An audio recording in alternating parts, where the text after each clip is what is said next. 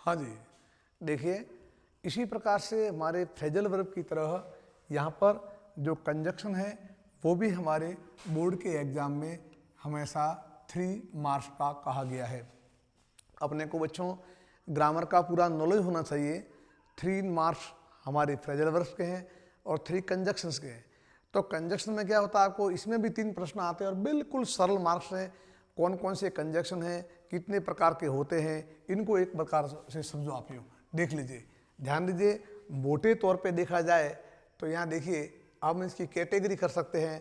Conjunction की category करने के लिए हम इसको 3 भागों में बांट सकते हैं, है ना। द बिग, जैसे लिखा द बिग 3 कैटेगरीज। अब कौन कौन सी 3 कैटेगरीज है। नंबर 1, एक तो ऐसे कंजक्शन जो एडिशन माने एडिशन ग्रुप वाले, यानी क्या करते हैं वो किसी सूचनाओं को जोड़ते हैं। नंबर 2, कॉन्ट्रास्ट ग्रुप, यानी एक दूसरे के ऑपोजिट विचारों वाले होते हैं।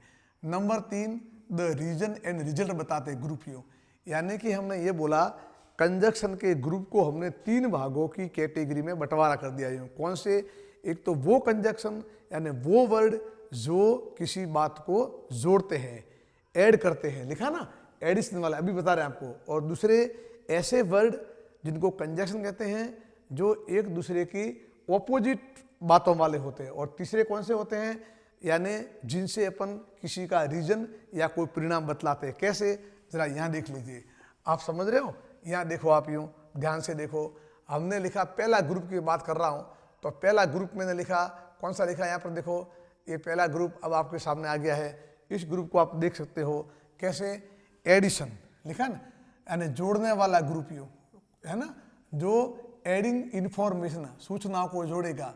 Use these when both sentences are positive और प्रोवाइड एक्स्ट्रा इंफॉर्मेशन।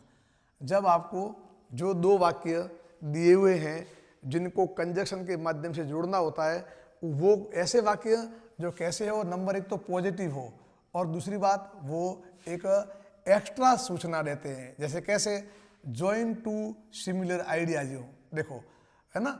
और एंड, अब पहला आया हमारा एंड, एंड कहाँ आता है, ऐसे सिमिलर आइडिया, एक प्रकार के विचार को जोड़ने के लिए एंड का प्रयोग कहता है।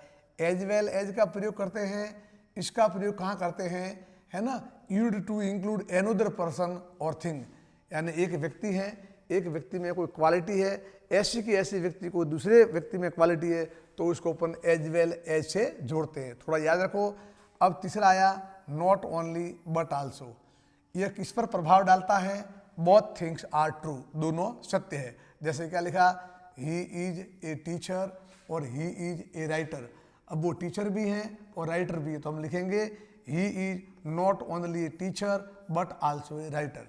इसका आंसर लिखने का सटीक तरीका यही है कि पहले आपको इनके अर्थों को समझना है। एंड का मतलब और, एज वेल एज माने उसके जैसा, नॉट ओनली बट आल्सो इतना ही नहीं लेकिन उतना भी हो। तो ये जो सभी है ना, एंड है, एज वेल एज है, नॉट ओनली बट आल्सो है, ये सभी हमारे को जोड़ने वाले, एडिंग इंफॉर्मेशन करने वाले हैं। तो पहली कैटेगरी तो हमारी कौन सी हो गई हो, एडिंग ग्रुप वाला। इसमें कौन कौन आए, एंड, एज वेल एज और नॉट ओनली, क्लियर। अब इसकी दूसरी जो कैटेगरी आती है हमारे पास में, उनको समझ लीजिए।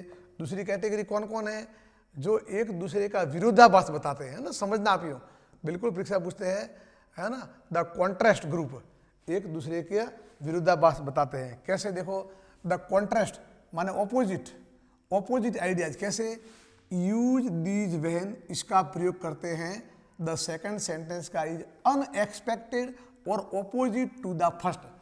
जो पहला सेंटेंस है उसके अर्थ के विपरीत बतलाते हैं उसको, यूँ उसके अर्थ के क्या बतलाते हैं, विपरीत बतलाते हैं, है ना। देखो समझदा आप यूँ, इसके अर्थ को आपको विपरीत बताते हैं। कैसे, देखिए इधर लिखा हुआ है ना आपको, जैसे कैसे लिखा, इसमें ये आते हैं बट और यट। कौन आए, बट और yet. To show a simple contrast, है ना, बट माने किंतु, यट माने फिर भी। आल्दोज और दोज, आल्दोज माने यदि भी, है ना। Use to show even if something is true. और एग्जाम्पल, इट वाज रेनिंग, बारिश हो रही थी, वी वेंट आउट। तो क्या लिखा, यदि भी बारिश हो रही थी और हम बाहर गए। तो आपको दो दो वाक्यों में अर्थ पूछेगा ना, दो सेंटेंस में जब आपको यहाँ एक दिया हुआ होगा तो जोड़ने के लिए आप लोग क्या करना, उनको आपको इनका अर्थ समझना। बट माने किंतु, यट माने अभी तक, आल्दोज माने यद्यपि, है ना, दोज माने भी यद्यपि, और इस तरह से इनको जोड़ना है। और बाकी तो जब आप अभ्यास करोगे न तब मालूम पड़ जाएगा। ठीक इसी प्रकार से अगर तीसरी कैटेगरी बच्चों देखी जाए अपन तो कौन सी होती है, जो कारण बताते हैं और रिजल्ट देते हैं अपने को। क्या देते हैं, कारण और रिजल्ट। जरा समझिए कैसे, यहाँ समझने वाली बात है। द रीजन एंड रिजल्ट, क्या कारण रहा और क्या परिणाम आया। कैसे, यूज दीज टू शो, इनका प्रयोग कब करते हैं, जब वाई समथिंग हैपन, कोई भी क्यों हुआ हो। कैसे, बिकॉज, एज, सिंस, बिकॉज माने क्योंकि, एज माने भी क्योंकि, सिंस माने से, टू गिव द रीजन, इनका कारण देने के लिए प्रयोग किया जाता है। और बाकी तो सेंटेंस में जैसे आओगे ना, हल करोगे तो मालूम अर्थ पड़ जाएगा। सो और therefore, to show the result, परिणाम बताने के लिए। ओके, जैसे कैसे लिखा, I was late, I missed the bus, तो लिखेंगे I missed the bus because, क्योंकि आई वाज लेट। बस, तो ये बिल्कुल कंजक्शन तो 3 नंबर के पूछते हैं, 3 प्रश्न।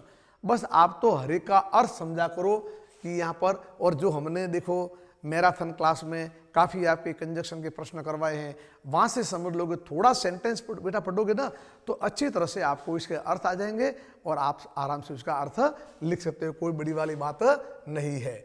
ओके, फिर और कुछ एक इम्पोर्टेंट बात है, उनको ध्यान लीजिए बच्चों, ये थोड़े मोस्ट है, इनको देख लीजिए। 3 नंबर के पूछते हैं, फोकस किया जाओ। कौन कौन से जरा देखना, इसमें ये आया लेस्ट और शुड। देखो ध्यान रखना, इनकी जोड़ी होती है। जब कभी किसी सेंटेंस में आप देखना, अगर ये लिखा हुआ आ जाए, क्या लिखा आ जाए, देखो लेस्ट लिखा आ जाए, तो जरूर आप यहाँ पर आप लोग क्या करना है ना, जैसे अगर लेस्ट लिखा है ना तो आप शुड लिखना है 100%। जैसे मान लो हमेशा लेस्ट के बाद शुड का प्रयोग करें, ये याद रखें अच्छी तरह से, मोस्ट है, इंपॉर्टेंट है, परीक्षा में आने वाला है। लेस्ट के बाद में शुड लिखे। कैसे, देखो वर्क हार्ड, मेहनत करो, लेस्ट, अन्यथा यू शुड फेल। ओके, हो जाएगा। वर्क हार्ड, लेस्ट और शुड, इनकी दोनों की जोड़ी है, आप याद करना। आगे में चलो, यहाँ देखिए टू टू। अब टू टू की बात करें तो यहाँ देखिए आप यूँ, ये नेगेटिविटी को बताता है और मोस्ट है। देखो समझे कैसे लिखा आपने, इसका प्रयोग किया जाता है फॉर नेगेटिव इनएबिलिटी के लिए। कैसे, इतना कि नहीं कर सकता। Sentence, he is too old to run fast, वो इतना बूढ़ा है कि वो दौड़ भी सकता नहीं है। तो टू टू की ये अपना कैसा होता है, नेगेटिव। ओके, इसी बात को थोड़ा एक कदम आप आगे बढ़िए बच्चों। जैसे ये आया सो और दैट। अब ये सो दैट और टू टू में क्या अंतर है, देखो मैंने पहले बोला ना, यहाँ पर आपको समझना है। देखिए हाँ जी, सो और दैट, इसका प्रयोग कहाँ होगा, इसका प्रयोग बच्चों होगा, देखो जैसे हमने लिखा ना, if you remove too too, अगर हम टू टू को हटाएंगे तो क्या होगा, यूज हम सो दैट का प्रयोग करते हैं। जैसे कैसे लिखा, वो हमारा क्या लिखा था मालूम है, he is too old to run fast, और जब सो दैट आया तो यहाँ आ जाएगा हमारा सो, और उसके बाद में अगर इज है तो ही कैन नॉट, और वाज होता तो ही कुड नॉट। यू समझ गए, so that he is so old that he can not run fast, यानी कि यहाँ पर इसका प्रयोग टू टू को हटाने के लिए किया जाता है। वापस मैंने बोला ना, इन सेंटेंसों को आप पढ़ना आराम से, एक बार दो बार तसल्ली से समझ लेना। यूँ बिल्कुल सरल आते हैं, कोई बड़ी बात है ही नहीं। आपको बिल्कुल मैराथन में बहुत सारे करवाए गए हैं, और रोज अपन पर डे क्लास ले रहे हैं ना, उसमें भी समझ रहे हैं आप, इसको आराम से समझ सकते हो। चलिए अगला प्रश्न आया हमारे, कौन सा आया, नो सूनर। देखो मोस्ट है बच्चों, इसको भी समझ लेना। नो सूनर के बाद देन आता है, देख लो, और देन कौन सा, THAN, न कि THEN। कई बार परीक्षा में पूछा है, बहुत सारे बच्चे गलती कर देते हैं। ये देखो समझ लो, अगर परीक्षा में आपको ये आया, कौन सा आया, नो सूनर, जैसे यह देखो, ऑलवेज यूज देन, हमेशा देन का प्रयोग करो, कभी THEN का प्रयोग मत करना। एग्जाम भवन में आएगा, no sooner did the bell ring, घंटी अभी बजी भी नहीं थी, ठीक है, देन द स्टूडेंट लेफ्ट। तो यहाँ वो परीक्षा में पूछेगा, यहाँ आपको रिक्त स्थान देगा और यहाँ 2 लिखेगा THAN और ऑब्लिक लिखेगा THEN। तो आप लिखना, या कभी मान लो वहन भी कह सकता है, तो आप ध्यान रखना THAN का प्रयोग करोगे। यानी इनकी हमेशा जोड़ी है किनकी, नो सूनर देन की, लिस्ट और शुड की, लेस्ट और शुड की, टू शो दैट और नो सूनर देन की। Okay, clear? हाँ जी। अब इस तरह से यह हमारे क्या थे, कंजक्शन। एक बार पुनः कह दूं, हम कंजक्शन को 3 कैटेगरी में बांटेंगे। एक तो एक्स्ट्रा सूचना देने वाले, एंड है, एज वेल एज है, नॉट ओनली बट आल्सो है, ये उसमें आगे। एक कॉन्ट्रास्ट, विरोधाभास, विपरीत बात को बताने वाले, एज, बिकॉज, है ना वो, और एक कोई अपना रिजल्ट बताने वाले।